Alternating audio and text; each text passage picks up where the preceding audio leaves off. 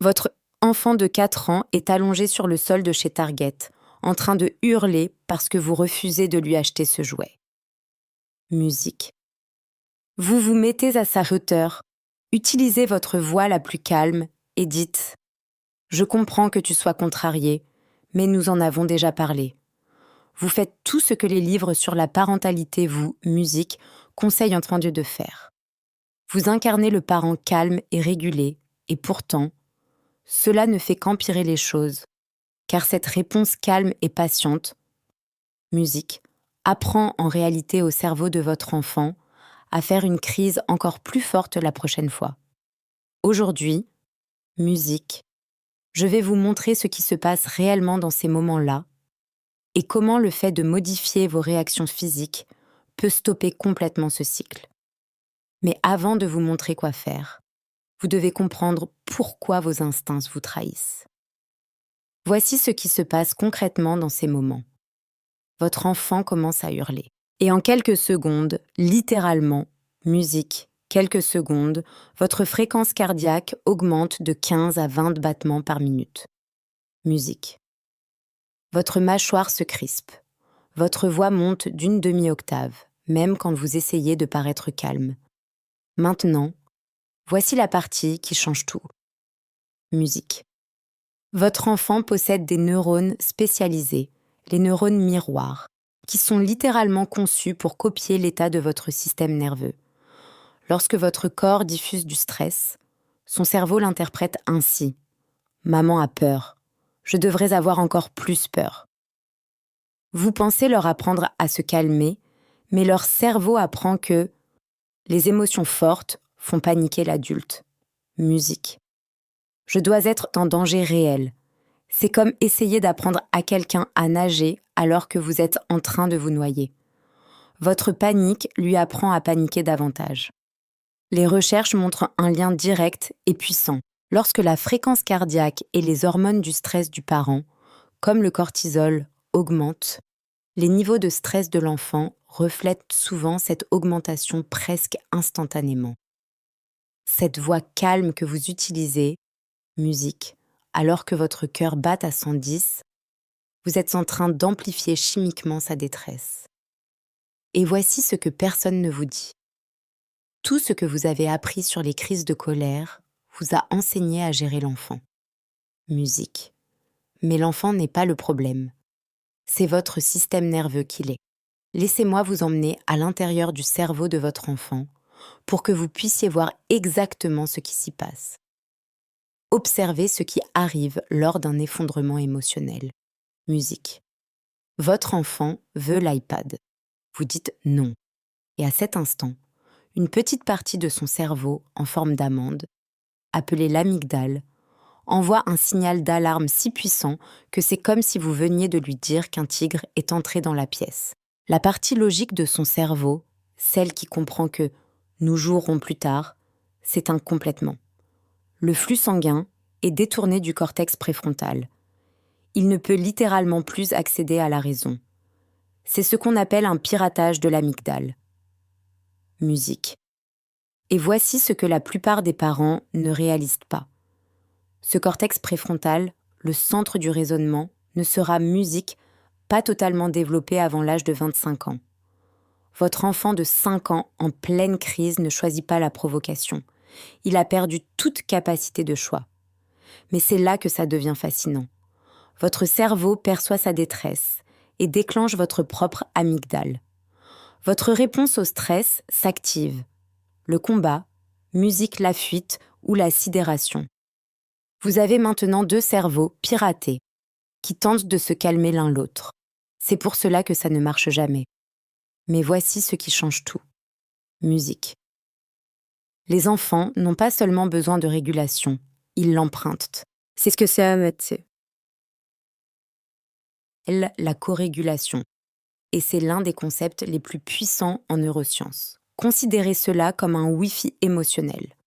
Musique. Vous êtes le routeur. Quand votre signal est instable ou paniqué, ils ne peuvent pas se connecter. Ils perdent l'accès au calme dont ils ont besoin. Mais quand vous êtes stable, musique, quand votre système nerveux est régulé, Il se cale instantanément sur ce signal. Pas besoin de mots. C'est votre corps qui enseigne. Laissez-moi vous montrer à quoi cela ressemble dans la vraie vie. Imaginez ceci. Musique. Votre enfant de 4 ans fait une crise parce que son frère ou sa sœur a eu le gobelet bleu et lui le rouge. Dans votre ancien schéma, vous diriez « Musique. Ce sont les mêmes gobelets. C'est ridicule. Tu dois arrêter tout de suite. » Votre voix est tendue. Votre corps est crispé. Musique.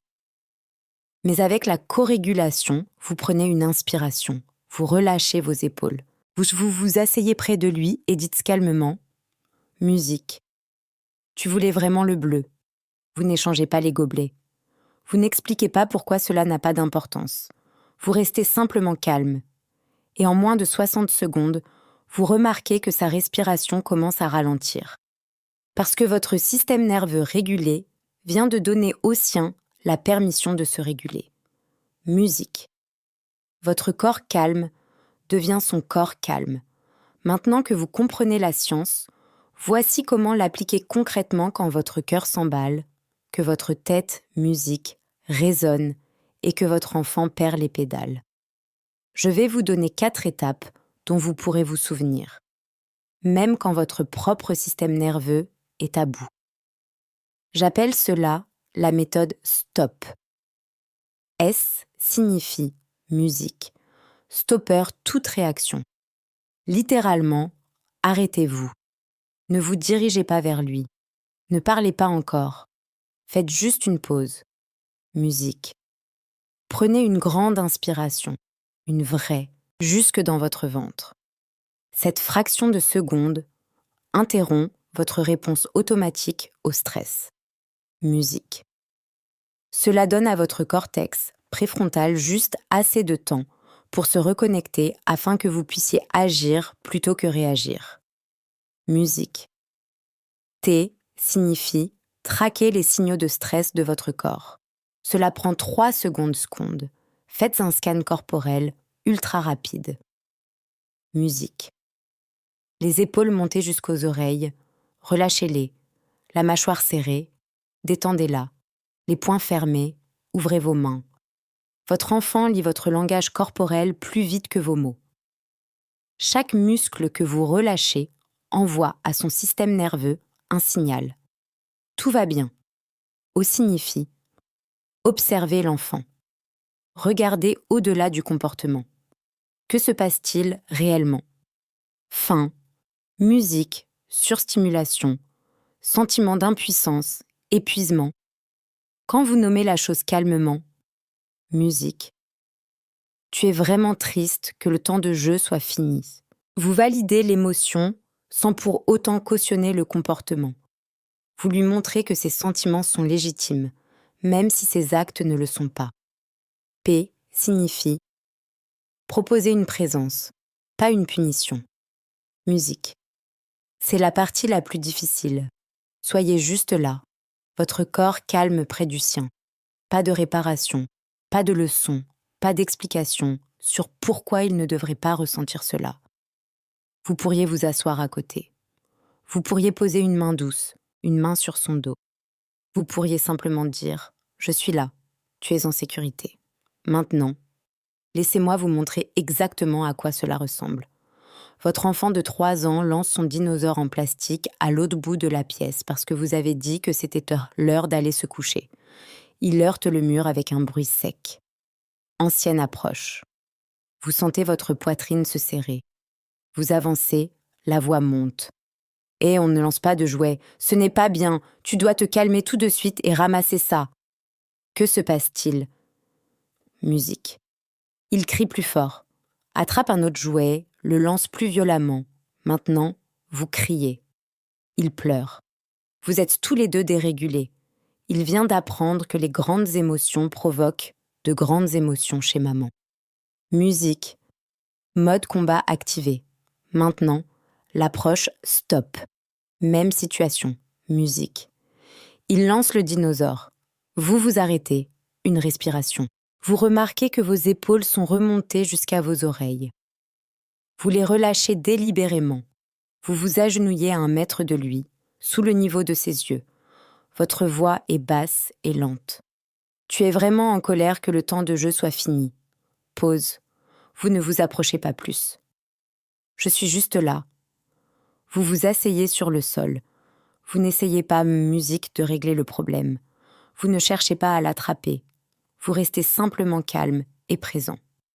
En moins de 30 secondes, même si cela peut sembler durer 5 minutes, vous remarquez que sa respiration commence à ralentir. Son corps se décrispe légèrement, parce que votre corps calme vient de dire à son système nerveux « Nous sommes en sécurité. Musique. Le tigre n'est pas réel. Tu peux revenir. » Voici ce qui change. Dans le premier scénario, vous lui avez appris que les grandes émotions sont dangereuses et mènent au conflit. Dans le second, vous lui avez appris que les émotions sont sans danger, mais que l'agression ne l'est pas. Vous n'êtes pas laxiste. Vous n'ignorez pas le jouet lancé. La leçon sur le fait de lancer le jouet, musique, elle vient plus tard, quand son cerveau rationnel est de nouveau opérationnel. On ne peut pas donner de leçon à un cerveau déconnecté, musique.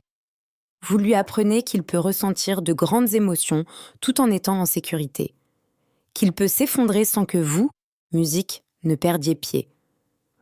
Maintenant, vous vous dites probablement « ça a l'air génial en théorie, mais qu'en est-il s'il me frappe ? Et si nous sommes en public et que tout le monde nous regarde ? Et si j'ai 2 enfants qui font une crise en même temps ? Je vous musique entend. Laissez-moi aborder ces points. Si votre enfant vous frappe pendant une crise, vous vous arrêtez quand même. Vous levez calmement votre avant-bras pour bloquer. Pas d'empoignade, pas de lutte. Musique. Votre voix reste calme. Je ne te laisserai pas me frapper. Quand tu seras prêt, je serai là. Vous fixez une limite sans envenimer la situation. Musique. Et si vous êtes dans un grand magasin et que les gens vous fixent, je sais. Le jugement semble écrasant à ce moment-là, mais voici la vérité. Le système nerveux de votre enfant est plus important que l'opinion d'inconnus. Musique. Ces gens oublieront ce moment dans 5 minutes. Mais le cerveau de votre enfant apprend des schémas qui dureront toute une vie. Musique. Maintenez le cap. Et si vous en avez 2 qui font une crise en même temps, vous vous concentrez d'abord sur votre propre régulation, car vous êtes le seul relais que les 2 enfants ont. Votre calme devient leur calme, même si cela prend plus de temps. Musique. Et voici ce que je veux vraiment que vous entendiez. Vous ne ferez pas cela parfaitement. Aucun parent n'y arrive. Certains jours, vous perdrez votre sang-froid.